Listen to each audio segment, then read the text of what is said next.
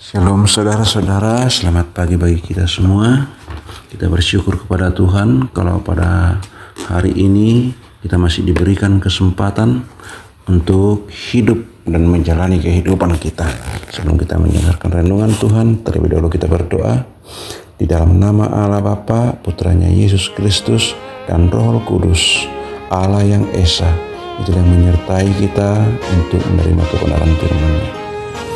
Renungan harian kita pada hari ini, hari Rabu, tanggal 18 Februari 2026, tertulis dalam kitab Pengkhotbah 3 ayat 1. Demikian firman Tuhan, untuk segala sesuatu ada masanya, untuk apapun di bawah langit ada waktunya.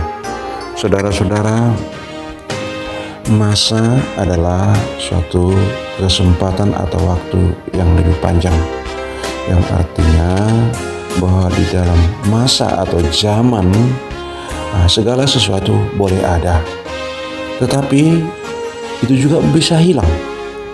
Artinya saudara-saudara, zaman bisa berganti, bisa hilang dan berganti dengan zaman yang baru.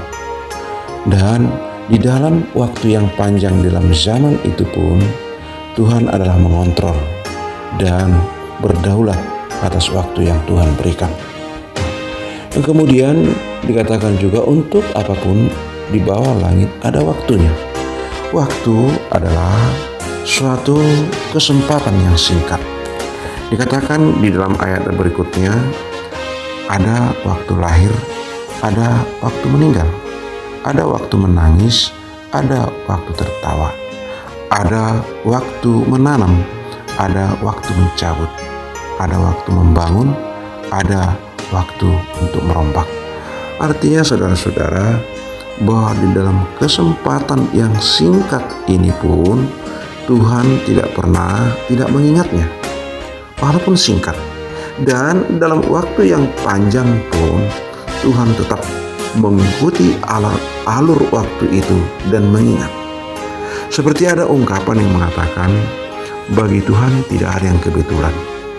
Artinya saudara-saudara, bahwa setiap yang terjadi di dalam hidup kita atau di dalam setiap waktu, baik itu waktu masa atau zaman atau waktu yang singkat, tidak ada yang kebetulan. Semua itu adalah seizin dan sepengetahuan Tuhan. Dan Tuhan mau mengajak kita juga bahwa di dalam waktu yang panjang dan walaupun baik pun di waktu yang singkat, Tuhan mau mengajak kita bahwa supaya kita melakukan yang baik.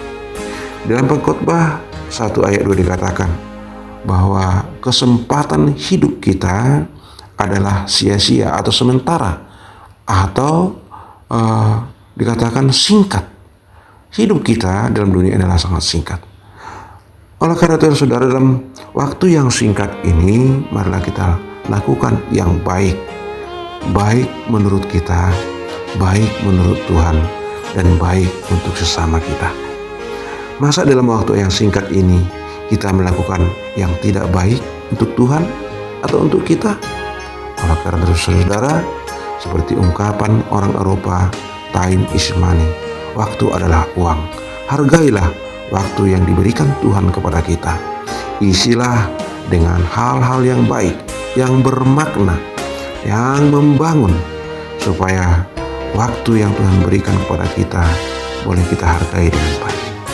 Demikian juga saudara-saudara, di dalam kitab Efesus pasal 5 ayat 16, di sana dikatakan, dan pergunakanlah waktu yang ada, karena hari-hari ini adalah jahat.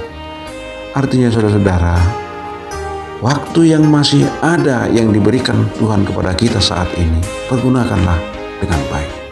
Sebab iblis juga masih ada bersama-sama kita untuk menggoda kita.